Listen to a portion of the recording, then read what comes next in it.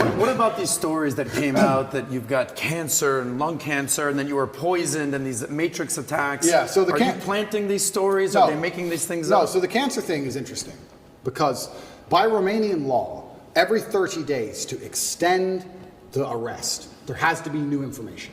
They can't extend the arrest based on the previous information. So they put together all this garbage case and arrested me for 30 days. To keep me another 30 days, they have to find something during that 30-day arrest period to keep me for the second month. But of course, there's nothing to find. So when I was having medical scans in Dubai, a scar, a dark spot was identified on my lung. And I had follow-up tests booked for February. So after the first 30 days, I called up my PA and she said, "Are you coming to Dubai?" I said, "Well, yeah, if they let me go at the end of these 30 days, I'll come to Dubai for my medical tests." They took that conversation and shown it and used it in court, saying I'm trying to flee the country and trying to escape the judicial system as motivation for the second month's arrest. And the judge agreed and locked me in jail because I said that I would go to a medical appointment if I was free. And they used that as proof I'm trying to run because they had nothing else. And the judge agreed it for some reason and kept me in jail. Then everything in Romania leaks. So it leaked that I had this medical thing in Dubai, I had a problem with my lungs. And then there's a hospital here, and I decided to go to the hospital here and have it looked at, because although I was not concerned, I thought, you know what, although it's difficult to do procedures in jail, I have time for once in my life. So I decided to go to the hospital here in Romania, and Romania does have some private healthcare, which is actually very high quality. It's not as poor as people think it is. And I went to a private hospital, and I knew it wasn't cancer. I knew it wasn't. I sat down with the doctor and said, "We're really concerned about this dark spot in your lung." I said, "It's not cancer." He said, "How do you know?" I said, "That's just not my life path. It's not my story." This is the thing. This is actually a really interesting point, which I'll go into before I finish the lung story. So I went to the doctors here. In Romania, everything leaks. It leaked out to the press. I had this mark on my lungs. I was supposed to go to Dubai. They denied me going to Dubai. They said that's enough reason to hold me and keep me in jail, which is absolutely insane, all because I also had a phone call about a medical procedure. It's crazy. But they were always going to keep me anyway and find some reason. I went there. I had a bronchioscopy. Have you ever had one of them? Bro. I wouldn't call it painful, but it's certainly horrible. So they put a camera in your lung. So it's down your throat, but it's in your lung. It's not down your throat, it's into the airway.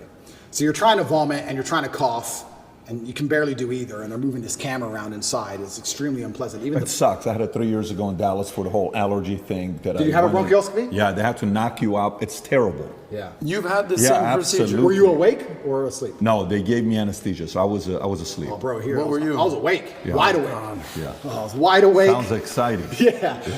They gave me this, they tried to numb your throat a bit, and then they gave it to me. And the doctors all around me. It's kind of interesting because when something is in your mouth and you're choking, you want to grab it, right? So you're on a chair and you're like tied to the chair, so you can't move your hands. So you're like tied to the chair and you're like this, and they put this thing down your throat, this camera, and you're trying to vomit and you're trying to cough, but they can't move the camera when you're coughing.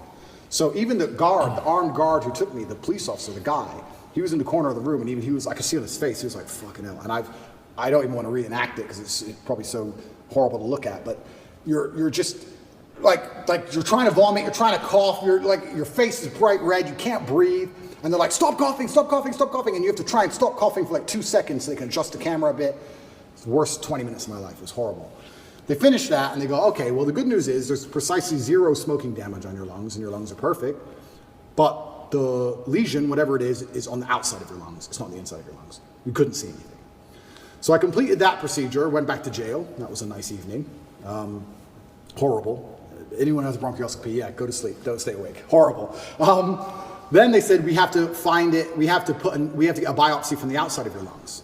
So we have to put a needle through your back, a needle like this long, through your back, through your rib cage, to your lung, a CT guided biopsy it's called, and take a piece of it and then pull the needle back out and then do a biopsy on the piece.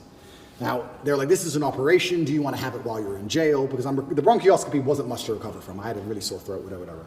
"But this is an operation. Do you want to have it while you're in jail?" And I was like, "Well, why not? I'm in jail. I have time. I can't recover, but I have time." So I went for my CT guided biopsy. They put you on your front. They show you the needle. It's like this long. And then they stick it in you, and then they scan you with the biopsy, and they try and see where the mark is, and they adjust the needle, and they scan it. It's like 30 minutes of them shoving this needle in you, trying to get to the right point.